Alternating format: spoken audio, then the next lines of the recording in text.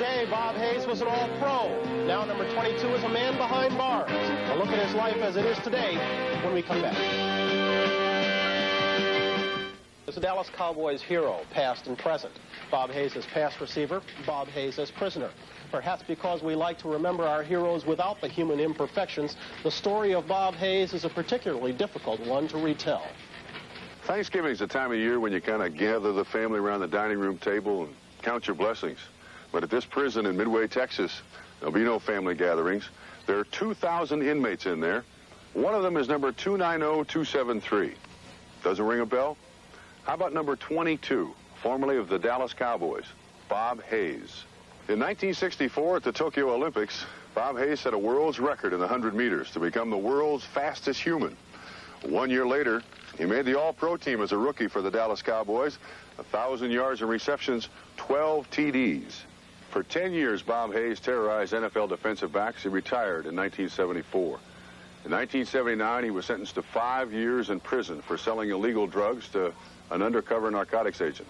It's the all-too-familiar story of the rise and the fall of a professional athlete. Basically, you're living a real good life. You know, you got a lot of money in your pocket. You got a lot of money in the bank. You know, you're living in the best of hotels. You're eating the best of food. You know, and then all of a sudden, you know, you can't eat that food. You can't go and take a shower and throw the towel on the floor if you like. You can't get on an airplane and ride first class around the country. It's a completely different turnaround for me. Now, you know, everything that I do basically is supervision over me. Folks that are looking at me, of course, that I got to play a very vital part because these teenagers, everything I do around here, they got their eyes on me. And, you know, it's very difficult. Once you're free, you're freedom to do what you like. But here, you know, you got to be very particular. Bob Hayes revolutionized the game of pro football with blazing speed.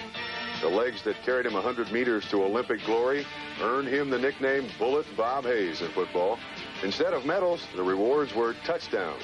In 10 years, 76 of them.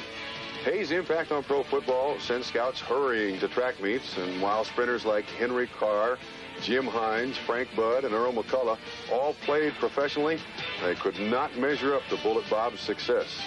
He went on to become the leading scorer and receiver in Dallas history. Number 22 helped Dallas win their first Super Bowl and put a rare smile on the face of Coach Tom Landry.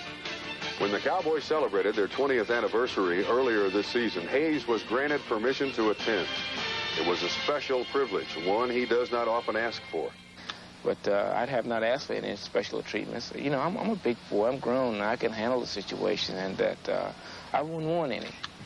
This is a lesson for me, and that I have adjusted to it, and I'm just deep down, I'm very satisfied the way I have reacted and how I have adjusted to society.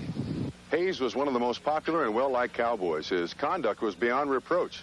Thus, the announcement of his arrest stunned the organization, especially Tom Landry.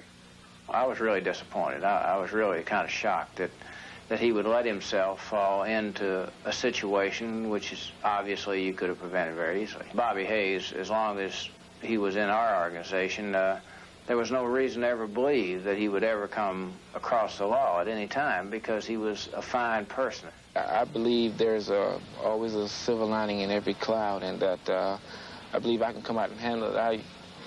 I paid the price of what have happened, and you know, you just can't continue to, you know, to stick someone in the back because they made a mistake. No one is perfect. I feel that I get a better reaction out there than I did before. I tell you, I'm just as popular with something negative that had happened to me than I were when it was all positive. It's very difficult when you have been idolized, you know, like Bobby Hayes has, as a track man, as a football player, and then all of a sudden you're an ex-con, which is not really something that is easy to handle. I believe that Bobby will come through on the thing because I think he'll have a lot of friends that will help him, you know, to get over those hurdles that he's going to have to face when he comes out. And we just all wish him the best, really.